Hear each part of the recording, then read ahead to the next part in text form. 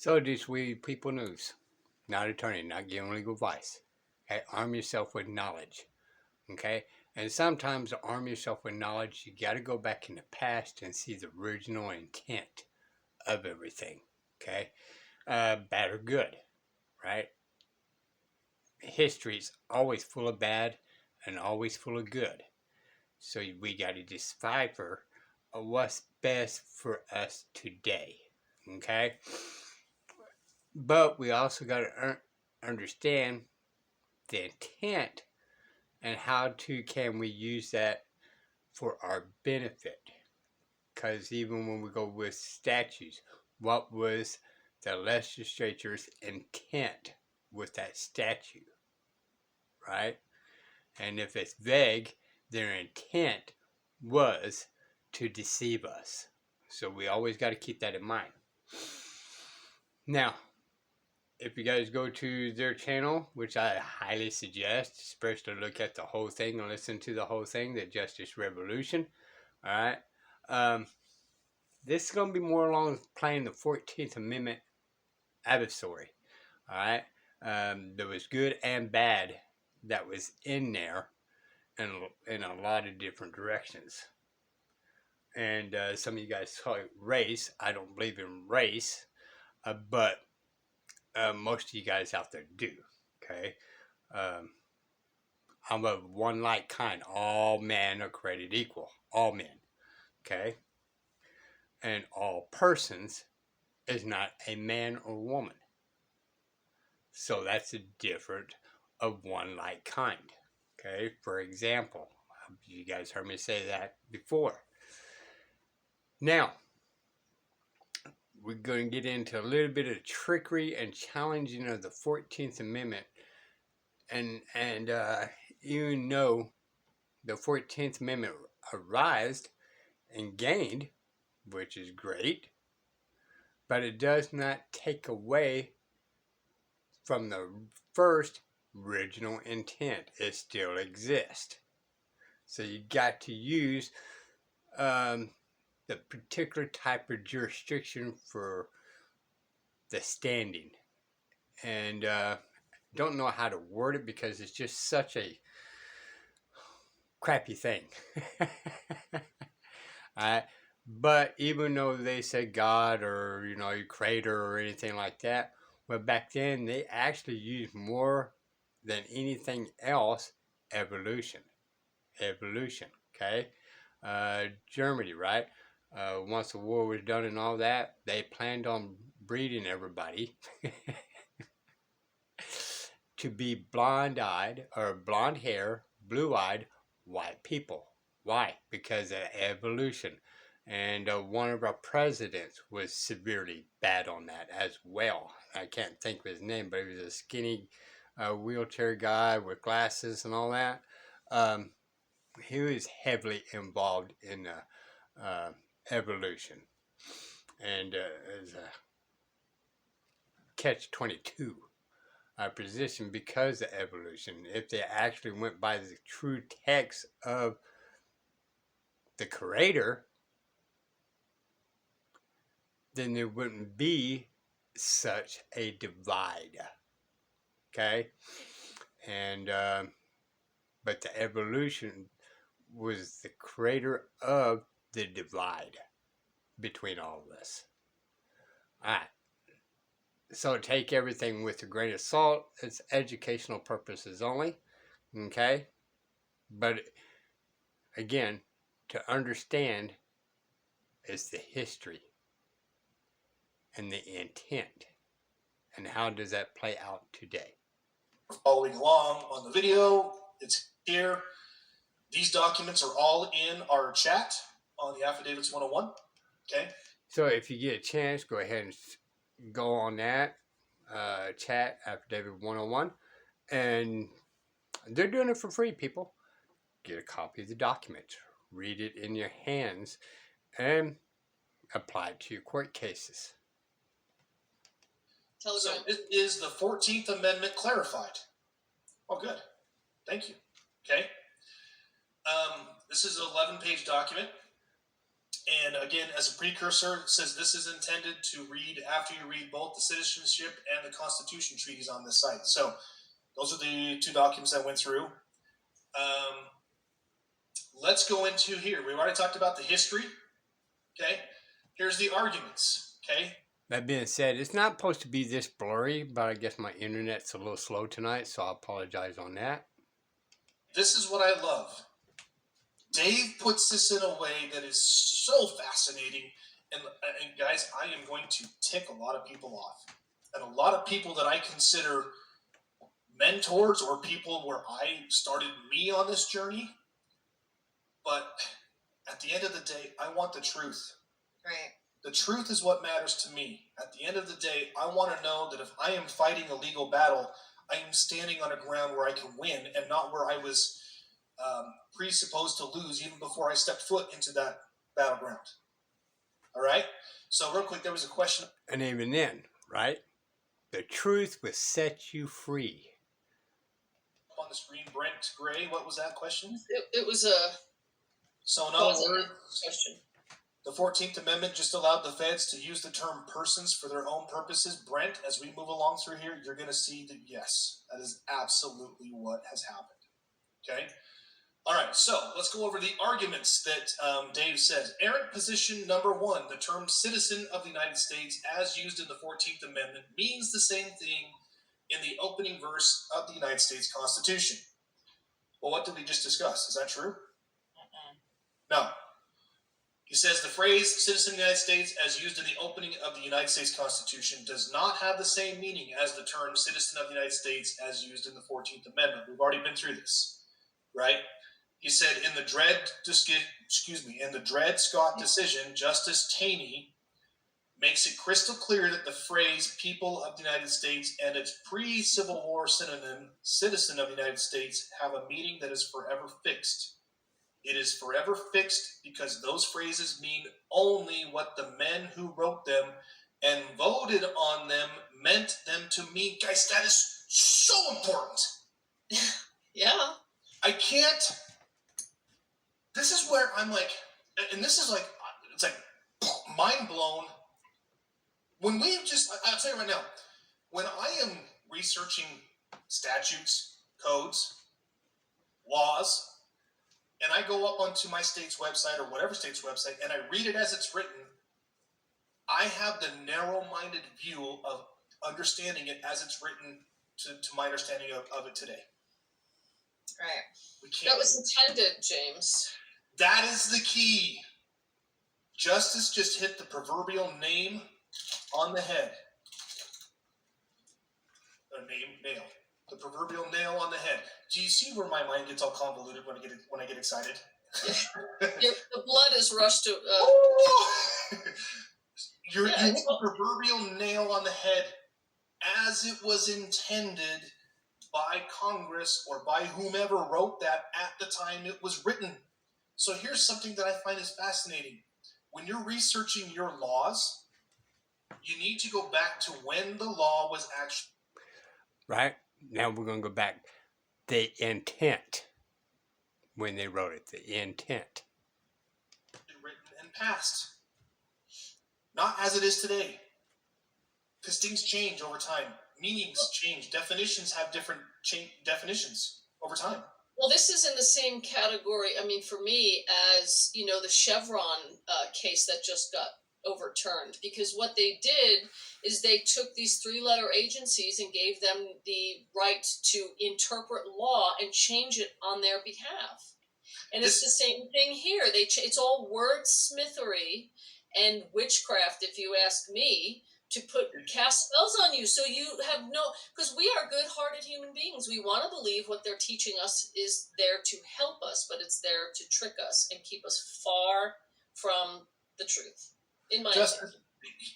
I love how you have a gift for leading us right on to the next part. Because that's exactly what Dave Champion says here. In other words, neither you nor I nor the Chief Justice of the United States Supreme Court can indulge in a revisionist history in order to pretend that the words now mean something new and different than they did the day the author or authors wrote them. Whether we like it or not, those words mean forever. Only the white citizens of the 13 independent states and all states admitted to the Union thereafter. Yep. Get it? Got it? Originalism. It's exactly what this is. Okay? And there was a couple of other questions here. I'm going to star these and make sure we can get to them later. But Yeah. so moving on, Dave says that is not a racist statement. That is a historical legal reality. Sometimes a historical legal reality may bruise our modern conscience and sensibilities, but the fact that we may feel bruised and angry does not change what the men who wrote the document meant when they wrote the words. I mean, that's just reality, you guys. It's not like I can walk outside my door and go, "Oh, you know, as long as I've been alive, the sky is blue, but today I want to make it green. I'm just going to go ahead and make it green." Can I make it green? Well, maybe if I put something over my eyes to make the sky look green, but does that mean that the sky is green? No.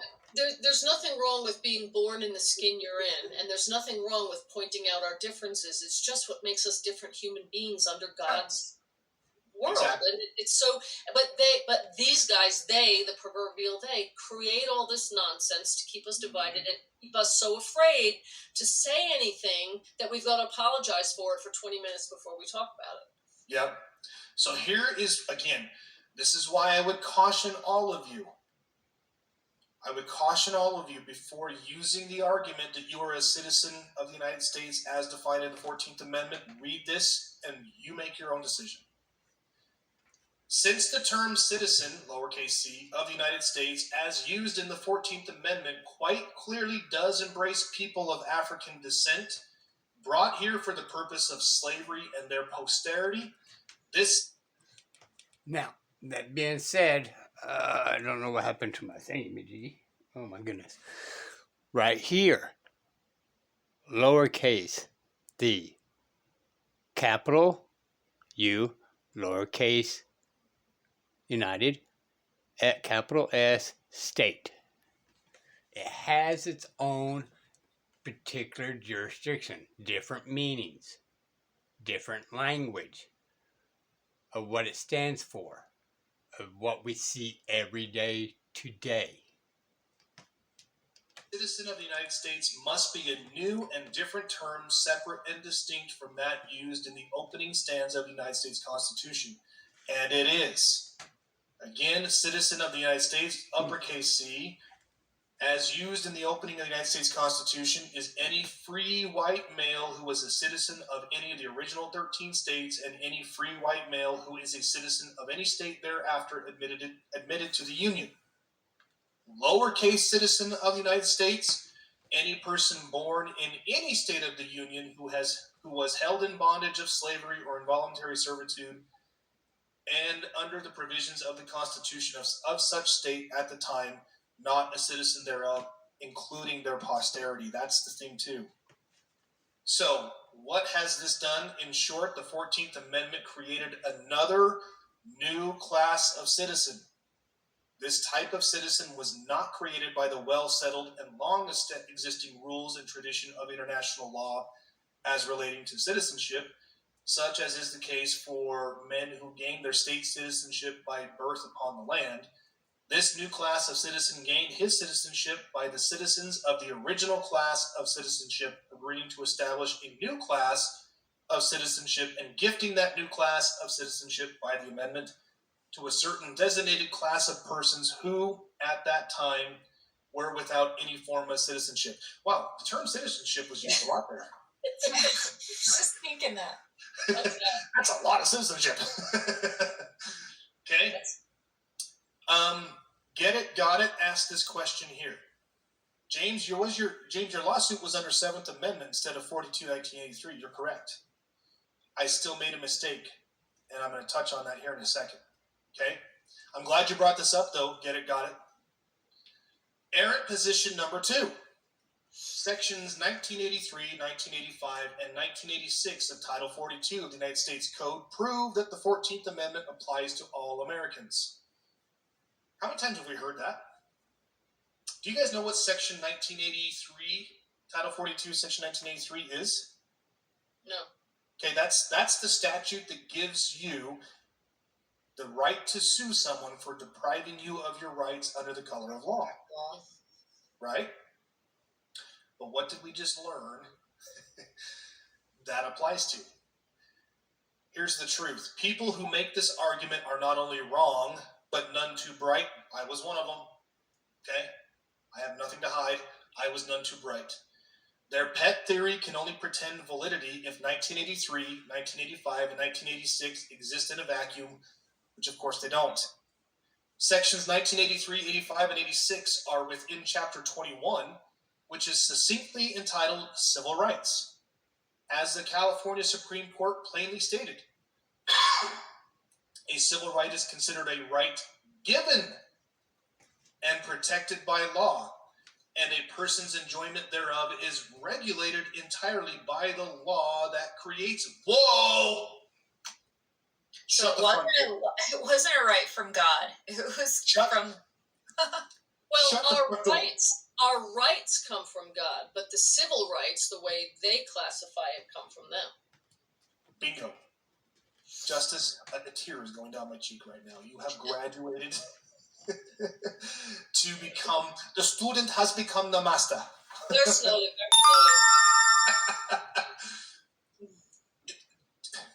Does that not blow your mind? It's not. It doesn't blow my mind actually, It because really doesn't when you see how they treat us, right? And yes, this is going to make a lot more sense when you look at every single one of these statutes and codes say person, person, person, person, person. And then they have a It's not- definition of a person. this clarifies to me and makes everything else make more sense now. Yeah. Brent, let's answer this question. Not trying to pick or start a fight, thank you. But just for the sake of modern thinking, can we also interpret man to mean men and women, not artificial beings such as corporations? I love where your head is, because you're absolutely correct. But remember, what does the term mean at the time the Constitution was written? Right. Mind you, the founders never even thought of the fact that men and women could be artificial beings such as corporations. That never crossed their mind. And I don't believe that they had the understanding that women had the same standing as men. I was reading a maxim last night that said a woman's land is not actually her land, it's her husband's land because the husband is the head of her. Mhm. And that's a maxim of law. Like, those are considered unchanging in terms and always accepted. And I, as a woman, I'm reading that and I'm like, what? No. You know what? I would say one of the best definitions of how the husband and wife or the man or woman relationship can be found in the all-time famous classic cult movie, My Big Fat Greek Wedding. Oh yeah. While he may be the head of the household, the woman is the neck. She turns the head. She can turn the head any way she wants to. I love that because it's 100% true. I quote that all the You time. were married to my guy, that's for sure. But Well, here's, back then, the value of the family and the value of the marriage was a very, very different thing. Our family unit and our marital understanding has been completely diluted and corrupt and perverted. So, yeah. the independent woman thing to get women on the tax roll and out of the family and away from their children. Mhm. So, not that I would give up, my land either or anything Mhm. like that. I get it, but Mhm. it's destroyed. It's Yep. a very different meaning now. So here's what I would say, right? I would say, and Leslie Liberty hits the nail on the head, because biblically speaking, women were created from a man, right? God took a rib from the man and gave it to the woman, which is why, women have more ribs than men, or the other way around? Men have one less than us. Men have, yeah. So there you go. That rib must have had a Just for that was cleared up a little bit later on. Men and women have the same amount of ribs. Now, in that text, for clarity, men came from a womb of Adam, which makes me believe it's a woman. Okay? That's what they are. And due to that circumstance at the time, she was blessed with a womb to carry and to procreate. All right? Which made her again what? From Adam and carrying an offspring to procreate made her a woman. So pronunciations is key in a lot of ways. So we're going to jump a little bit of this part.